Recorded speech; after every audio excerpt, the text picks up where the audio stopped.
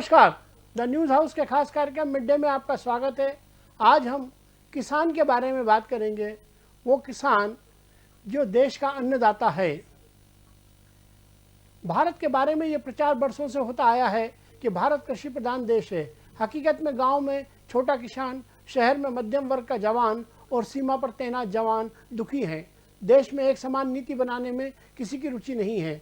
देश के प्रत्येक वोट बैंक की बेचारगी को उभार कर घोषणाओं की मरीचिका दिखाते हुए दलों का निशाना इन दिनों किसान है। संसद के भीतर और बाहर दोनों जगह उसकी मजबूरी है। अपने को किसान पुत्र कहने वाले मंत्री, मुख्यमंत्री, सांसद, विधायक सब हैं, पर कोई उससे दर्द नहीं पूछता। पूरे देश में खेती बाड़ी और किसानों की चुनौतियां तथा सफलताएं लगभग एक सी हैं। 1966-67 की हरित क्रांति हो या 1973-74 के अनाज भंडारण की क्रांति, देश में किसान आज भी तब भी उसका अकुशल भंडारण, आधे अधूरे दाम, मंडियों में तोलने में गड़बड़ी, भुगतान में हेराफेरी और देरी तथा मंडियों से शुरू हुई नेताओं की राजनीति के आगे परास्त थे।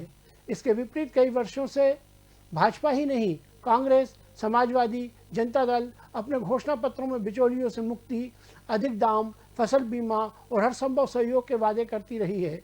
नतीजा सबके सामने है। सब जानते हैं, स्वास्थ्य का मुद्दा हो या खेती किसानी का, समय के साथ सुधार करने होते हैं। अनाज की खुली बिक्री, खरीदी, अधिकतम मूल्यों के प्रावधान के लिए पहले अध्यादेश और अब संसद से स्वीकृति के बाद आने वाले महीनों में भी कुछ और सुधारों की आवश्यकता हो सकती है। पंजाब, हरियाणा की राजनीति और बड़ी संख्या में बिचौलियों के धंधे पर जरूर असर होने वाला है। कहते हैं अधिकांश राज्यों के किसानों को अंततोगत्वा बड़ा लाभ होने वाला है। प्रधानमंत्री मोदी और कृषि मंत्री नरेंद्र सिंह तोमर ने घोषणा कर दी है कि सरकार द्वारा न्यूनतम मूल्यों पर निरंतर खरीद होती रहेगी। खाद्य विभाग गेहूं और धान तथा नेफेड दलहन व तिलहन की खरीदी करते रहेंगे।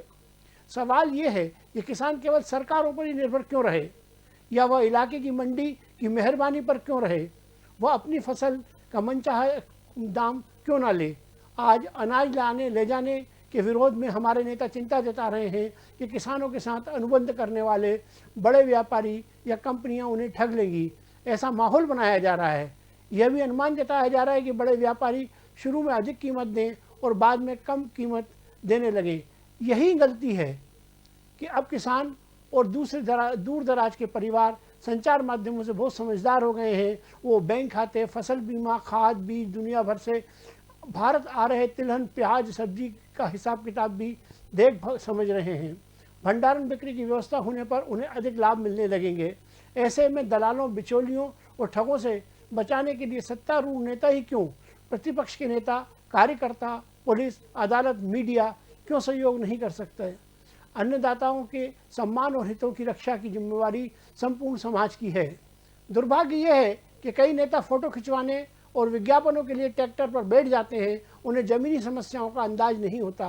किसान जानता है कि अब तक कई प्रधानमंत्रियों के सत्ता काल में किसानों को राष्ट्रीय अंतर्राष्ट्रीय मुकाबले लायक बनाने के प्रयास नहीं हुए। इतिहास गवाह है कि अब किसानों के नाम पर राजनीति करने वाले बड़े नेता अब दुनिया में नहीं रहे। अलग प्रांतों में बनते संगठन किसानों की आवाज़ को कमज़ोर कर रहे हैं। अब इसे दुर्भाग्य कहा जाएगा कि अल्पसंख्यकों, किसानों, मजदूर के असली नेता कहे जाने वाले समाज सेवी व्यक्तित्व देश में दिखाई नहीं दे रहे। केवल भाषण, टीवी चैनल और फेसबुक वाले 5 सितारा शैली के लोग किसानों के नाम पर सरकार का विरोध कर रहे हैं। संसद का सत्र इसी हंगामे में सिमट गया। सरकार समर्थन मूल्य की घोषणा और 2 बिल लाकर शांत हो गई है। विपक्ष शोर शराबे और धरने को अपना पावन कर्तव्य मानकर रस्म अदायगी कर चुका है। जिस किसान और किसानी के नाम पर यह सब हो रहा है, उसके हाल पूछने की किसी को फुर्सत नहीं है। कृषि प्रधान देश जिसमें किसान को कोई पूछता नहीं है। आज के मिड डे में बस इतना ही। कल फिर किसी और विषय के साथ मिलेंगे। तब तक बने रहिए द न्यूज़ हाउस पर समाचार के साथ। नमस्कार।